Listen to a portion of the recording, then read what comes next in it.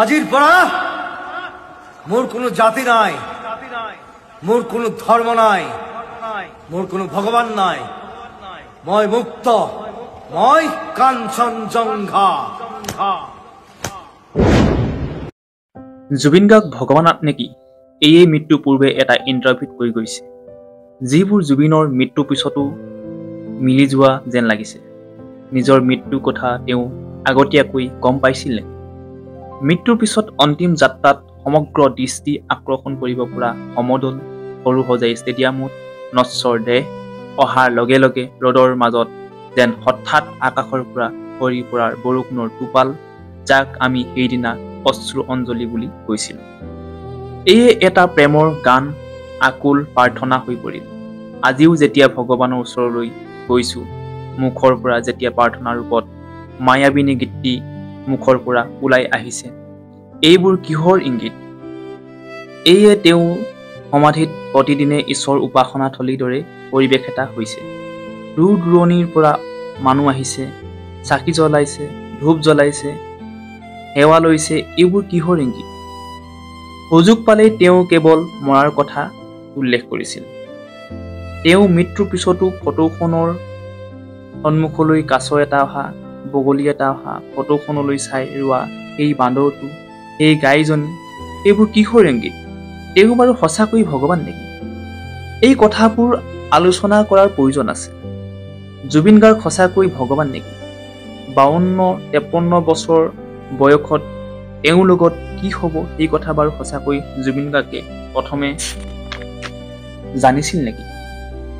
সাধাৰণ মানুহতকৈ জুবিন কোনখিনি ব্যতিক্ৰম আছিল, কোনখিনি জুবিন গাৰ্গ বিশেষ আছিল, সকলোবোৰ কথা আমি এই ভিডিঅ'টোত আলোচনা কৰিম। নমস্কাৰ, মই নিপেন। সকলোৱে জুবিন গাৰ্গৰ গীত শুনি ভাল পাইছিল। জুবিন গাৰ্গৰ গীতে সকলোকে মহাচন্ন কৰিছিল কাৰণে বহুজনে জুবিন গাৰ্গক আজিও ভগৱান শাৰীত ৰাখিছে। বহুতে ভাবিছে যদি কোনোবা এই পৃথিৱীত ভগৱান আছে, সেইজন জুবিন গাৰ্গ। কোনোবাই কৈছে ভগৱান নহয়, ভগৱানৰ সন্তান আছিল, সেইকাৰণে নিজৰ সন্তানক ভগৱানৰ ওচৰলৈ লৈ গ'ল। কোনোবাই কৈছে তেওঁ ভগৱানৰ সন্তানো নহয়, তেওঁ আছিল গানৰ দেৱতা। সঁচাকৈ বাৰু জুবিন গাৰ্গ কি আছিল? এটা কথা ঠিক, জুবিন গাৰ্গ আপোনাৰ মোতকৈও বহুত বেছি বিশেষ আছিল। কিবা এটা বিশেষত আলোচনা মোৰ যি চিন্তাধাৰা তাতকৈ সম্পূৰ্ণ ওলোটা আছিল জুবিন গাৰ্গৰ। আপোনাৰ মোৰ স্বভাৱ, সেই স্বভাৱতকৈ জুবিন গাৰ্গ সম্পূৰ্ণ পৃথক আছিল। জুবিন গাৰ্গ ভগৱান হয়, ভগৱানৰ সন্তান হয়, জুবিন গাৰ্গৰ গানৰ দেৱতা হয়। এই বিষয়ে আমি আলোচনা কৰিম। কিন্তু আপোনাক এটা কথা স্পষ্টকৈ ক'ব পাৰোঁ, এই ঘূৰ কলিযুগত জুবিন গাৰ্গ আছিল পুণ্য আত্মা। কাৰণ এটা পুণ্য আত্মাৰ যিখিনি গুণ থাকে, সেই আটাইকেইটা গুণ আছিল জুবিন গাৰ্গৰ লগত। পুণ্য আত্মা আছিল সেইদিনা সৰুসজাই ষ্টেডিয়ামলৈ তেওঁ নশ্বৰ দেহ অনা সময়ত ৰ'দ দি থাকোঁতে হঠাৎ বৰষুণ নামি আহিল, যাক আমি অশ্ৰু অঞ্জলি বুলি কৈছোঁ। পৃথিৱীৰ লোকৰ পৰা এটা পুণ্য আত্মা যেতিয়া কুণ্ঠধামলৈ গতি কৰে, তেতিয়া প্ৰকৃতিৰ কিছু সংকেত প্ৰদান কৰে বা ইংগিত দিয়ে, যিখিনি আমি চিনিব বা বুজিব নোৱাৰোঁ। কাৰণে আমি পুণ্য আত্মা কি সেয়া চিনি নাপাওঁ। মই স্পষ্টভাৱে ক'ব পাৰোঁ, এটা পুণ্য আত্মাৰ যিখিনি গুণ থাকে, সেই সকলোখিনি গুণ জুবিনৰ গাৰ্গৰ লগত আছিল।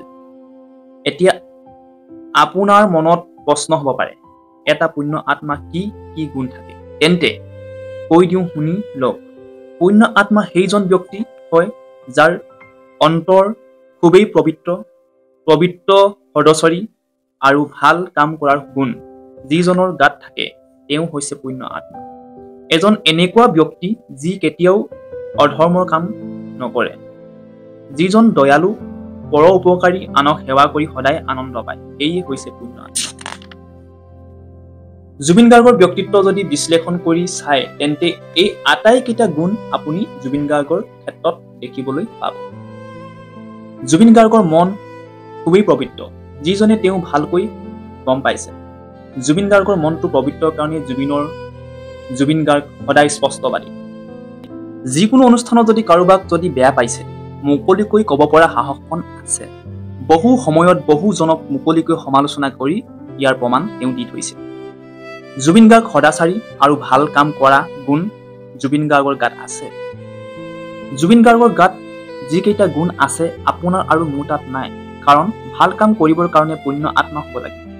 নিজৰ পকেটৰ ধন খৰচ কৰি দুখীয়াজনক আৰ্তজনক সহায় কৰাৰ শক্তি আপোনাৰ মোৰ নাই। নিজেই লঘোণে থাকি খাবলৈ নোপোৱা মানুহজনক এমুঠি অন্ন জুবিন গাৰ্গৰ দৰে মানুহেহে দিব পাৰে। সেইকাৰণে জুবিন গাৰ্গ পুণ্য আত্মা।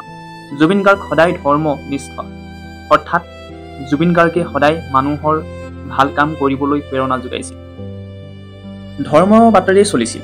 বিভিন্ন ইণ্টাৰভিউত কৈছে জীৱন দুদিনীয়া। গানৰ মাজতে জুবিন গাৰ্গে কৈছিল জীৱনটো দুদিনীয়া, যিমান দিন জীয়াই আছো ভাল কাম কৰিব লাগে। এই কথা আমাক জুবিন গাৰ্গে শিকাই থৈ গৈছিল। জুবিন গাৰ্গ পুণ্য আত্মা এই কাৰণে, কাৰণ তেওঁ দয়ালু আৰু পৰোপকাৰী।